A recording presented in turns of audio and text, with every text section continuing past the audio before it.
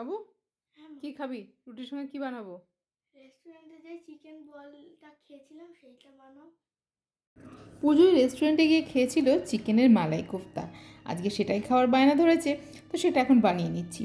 চিকেনের solid পিসগুলোকে mixing জারে দিয়ে গড়িয়ে নিয়েছি। এখন পেঁয়াজ বাটা, আদা রসুন বাটা, গোলমরিচ আর নুন দিয়ে চিকেনটাকে খুব ভালো করে মেখে নেব। এখন বল আকারে গড়ে নেব।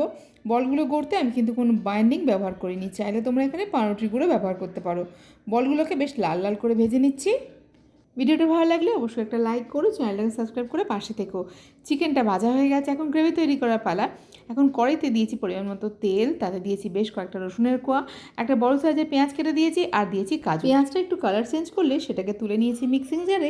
এখন তেলেতে দিয়েছি গোটা গরম মশলা পেস্টটা দিয়েছি আর দিয়েছি গোলমরিচের গুঁড়ো, লঙ্কার গুঁড়ো, কস্তুরি মেথি আর দিয়েছি নুন। চিকেন বলগুলো গ্রেভিতে কিছুক্ষণ নাড়াচাড়া করে দিয়ে দিয়েছি জল আর দুধের মিশ্রণটা। গ্রেভিতে চিকেন বলসগুলো কিছুক্ষণ রান্না করলে রেডি হয়ে যাবে চিকেনের মালাই কোফতা।